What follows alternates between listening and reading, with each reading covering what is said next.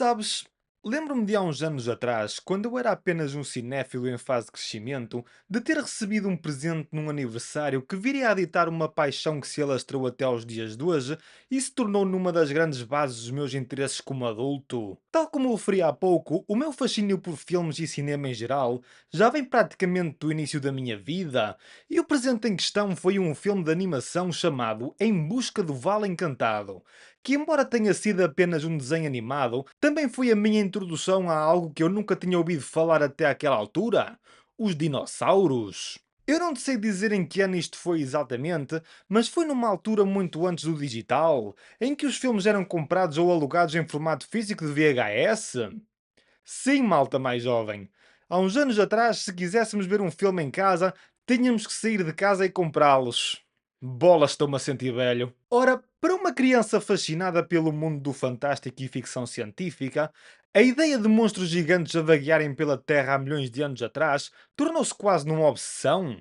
Agora imaginem a minha reação quando descobri que existia um filme de dinossauros em live action. E esse filme era Parque Jurássico, dirigido nada menos pelo lendário Steven Spielberg, que definiu a identidade dos animais pré-históricos no cinema, entregando uma obra que alternou perfeitamente entre suspense, ficção científica e terror. Uma história bem estruturada, com um desenvolvimento e evolução perfeito dos seus personagens. O filme foi um sucesso tanto comercial como crítico, e o estúdio não perdeu tempo ao começar a trabalhar na sua continuação, com duas sequelas que quase arruinaram a magia do primeiro. O segundo filme foi tão mal dirigido quanto produzido, com tantos erros e desinteresse por parte da equipa de produção, que nem se deram ao trabalho de corrigir alguns dos seus efeitos práticos. O terceiro filme tentou voltar às suas origens, trazendo de volta alguns personagens do primeiro filme e misturando algum terror e suspense. Mas os resultados foram tão involuntariamente cómicos que o filme tentou nos convencer que o toque de um telemóvel consegue ser sonoramente mais amplo do que um monstro de 20 toneladas a caminhar e apanhar de surpresa os protagonistas em campo aberto.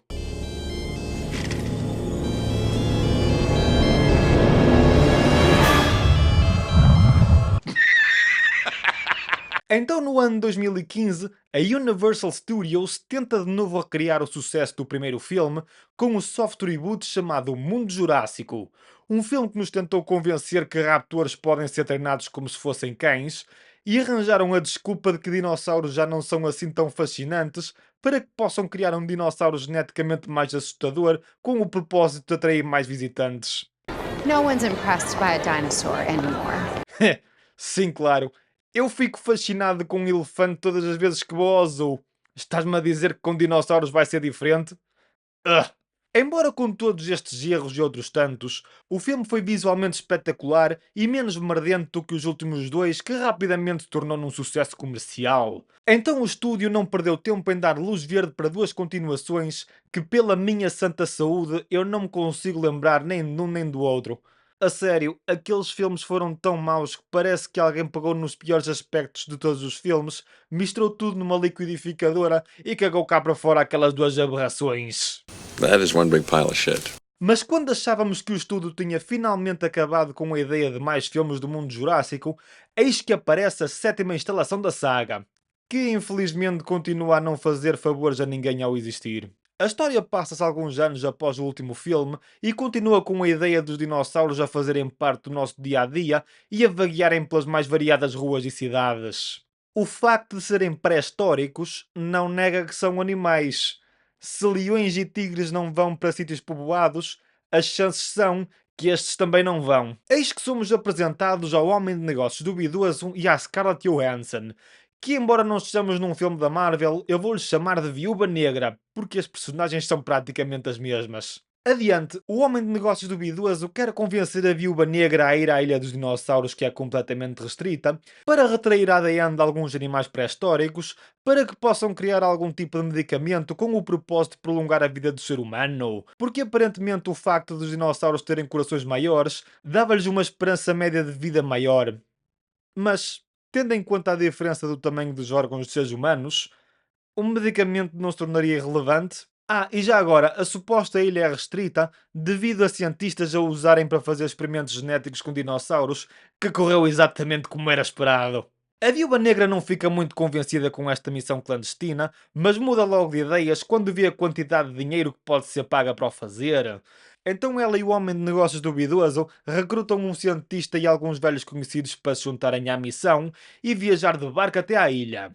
Mas mesmo quando estão a chegar ao destino, recebem um sinal de socorro de uma família que navegava lá perto, que acabou por ser atacada por dinossauros aquáticos.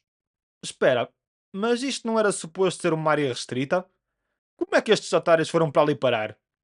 E já agora, não acham que foi muita coincidência isto ter acontecido no mesmo tempo em que estava a Viúva Negra e os seus camaradas para ajudar? E se não tivesse lá ninguém para ajudar? Isto já são coincidências a mais, mas enfim. A partir daqui o filme começa a enrolar de tal ordem que tenta fazer tudo e não conclui nada de interessante. Basicamente, depois da família ser salva pela Viúva Negra, voltam a naufragar de livre e espontânea vontade para que o roteiro possa acontecer, o que faz com que ambos os grupos se separem durante a maior parte do filme, e enquanto a Viúva Negra conclui a sua missão, a família tenta sobreviver à ilha infestada de animais pré-históricos, com o objetivo de reencontrar a mesma e encontrar uma suposta vila onde vai aterrar um helicóptero no dia seguinte para os ir buscar.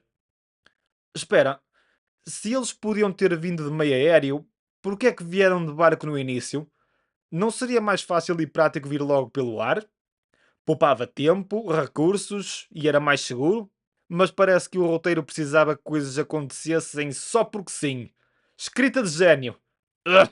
Então, após o reencontro entre os dois grupos, o homem de negócios duvidoso tenta fugir com as tão desejadas amostras de ADN para um helicóptero, quando é surpreendido pelo T-Rex Frankenstein, que destrói o helicóptero antes que possa aterrar e acaba por comer o homem de negócios durante o processo. A sério, eu não percebo qual é a obsessão destes filmes com animais geneticamente alterados.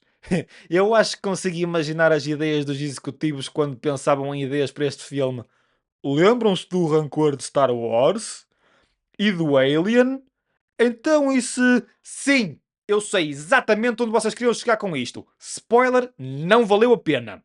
E o filme acaba com os protagonistas a conseguir escapar à ilha e ao T-Rex Frankenstein num barco abandonado e afirmando que vão partilhar a cura com o mundo todo, supostamente renegando qualquer tipo de oferta monetária. Boa sorte ao entregar ADN bruto a um laboratório e convencê-los a distribuir a cura de borla. Tal como visto no título deste vídeo, o filme não tenta entregar nada de novo ou emocionante. Ao invés disso, tenta reciclar velhas ideias dos filmes anteriores, juntá-las todas num só projeto que entrega uma obra inconsistente, mal escrita, mal dirigida e tenta depender de coincidências e da fama dos seus antecessores para gerar alguma curiosidade. O mais surpreendente neste filme é o casting, e não numa forma positiva. Tirando o cientista, todos os atores envolvidos parecem aborrecidos e envergonhados por ali estarem. Não me interpretem mal, eu sou um grande fã da Scarlett Johansson e do Mahershala Ali, mas nenhum nem outro entregam qualquer tipo de carisma ou dedicação ao papel que interpretam. Quase como se estivessem ansiosos por receber a parte deles e darem de frosques o mais rápido possível. E isto é um péssimo recomeço para a própria Scarlett Johansson, que afirmou querer se focar noutros projetos com menos male gaze. Desde o seu começo até ao fim, que parece que o filme foi escrito por crianças com algum déficit de atenção. As cenas falham em conectar umas com as outras, as personagens são infantis, estúpidas, comportam-se e agem como se tivessem algum atraso intelectual, tomando decisões completamente irresponsáveis que desencadeiam uma carrada de desastres uns atrás dos outros. Não estou a exagerar, o que começa este filme é literalmente um plástico de sneakers que um cientista nem se dá conta de deixar cair, que entra numa conduta de ar da jaula do T-Rex Frankenstein, levando a um curto-circuito que liberta ao mesmo. Este tipo de procedimentos laboratoriais, com milhões investidos, requerem alta competência e maturidade suficiente para não deixarem este tipo de estupidez acontecer. Acho que até aí estamos todos de acordo, certo? Eu até gosto do diretor Gareth Edwards, mas este filme claramente não está nem perto de ser uma das suas melhores obras. Sim, a cinematografia é ok, tal como os seus efeitos especiais e cenários, mas tudo é ofuscado pelo roteiro inconsistente e a pura estupidez das decisões das personagens só para que o roteiro possa acontecer. Mas olha, se não estiveres com muita atenção ao detalhe, o filme ainda consegue ter algum entretenimento. Penso eu. Mas sabem o que é mais curioso? Mesmo com todas estas falhas, este filme fez frente a duas das maiores apostas para este ano, que foram Super-Homem e Quarteto Fantástico, e conseguiu angariar quase o dobro de ambos os filmes de super-heróis. E isto só mostra o quão saturado está o mercado do género e que os estúdios da Disney e da Warner Brothers têm um futuro complicado caso não forem feitas algumas mudanças. Resumindo, se estás à procura de ver um filme que captura a magia e a grandiosidade dos animais pré-históricos que foram os dinossauros, o meu conselho, não te dês ao trabalho de ver esta desgraça. Ao invés disso, vê o clássico de 1993. Tudo o resto é só CGI e vergonha alheia.